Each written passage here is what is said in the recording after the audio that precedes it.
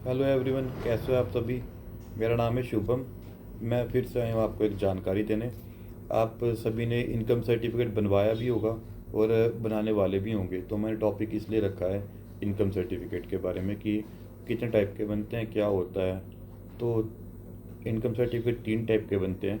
एक होता है कौशल विकास भत्ता, एक होता है बेरोजगारी भत्ता और एक सिंपल बनता है।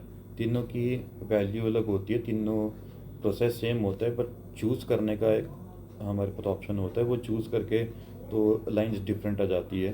तो कौशल विकास भत्ता में लाइन मेंशनड होती है, कौशल विकास भत्ता योजना 2013 के उद्देश्य से ये प्रमाणित किया जाता है कि आवेदक सरकार उनकी एजेंसियों और सार्वजनिक क्षेत्र के उपक्रम निकायों में कार्यरत नहीं है।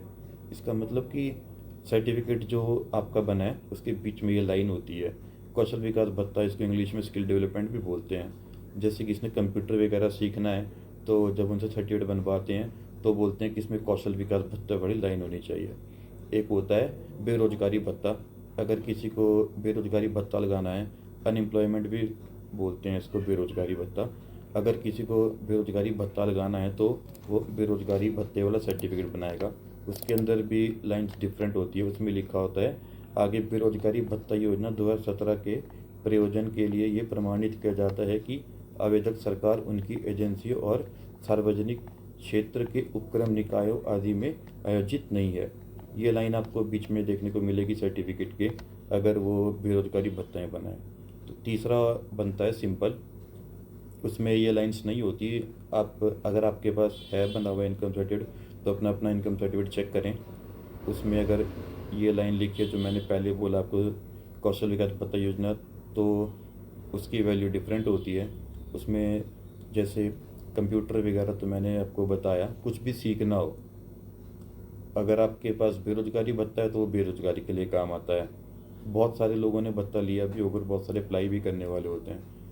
और इसमें होता कई बार ऐसा है कि कई बार गलती कर चुके होते हैं, कई बार दूसरा सर्टिफिकेट बनवा लेते हैं और फिर बाद में उनको जब पता लगता है कि इसके अंदर तो वो वाली लाइन होनी चाहिए, तो वो आते हैं तो वो बोलते हैं कि इसमें वो लाइन डालनी है। तो बहुत लोगों के मन में गलतफहमी है कि जस्ट करेक्शन करके वो लाइन डल जाएगी, या तो स्किल डेवलपमेंट या बेरोजगारी जैसा भी उनकी नीड होती है, क्योंकि बहुत सारे लोगों को पता भी नहीं होता स्टार्टिंग में बनाते हुए। बट ये जो सर्टिफिकेट एक बार अगर बन चुका होता है तो कोई भी ऐसा प्रोसेस नहीं होता कि आप उसको एडिट करो और वो वाली लाइन डाल दो। जो सर्टिफिकेट होते हैं वो फिर से नया ही बनता है, उसका प्रोसेस कोई ऐसा नहीं होता करेक्शन वाला। वो चाहे तहसील से हो, चाहे पटवारी से हो, चाहे लोक मित्र केंद्र से हो, वो सर्टिफिकेट जो है वो बिल्कुल फ्रेश ही अप्लाई होता है, उसमें कोई करेक्शन का ऐसा मोड नहीं होता। आप अपने अपने सर्टिफिकेट उठाओ।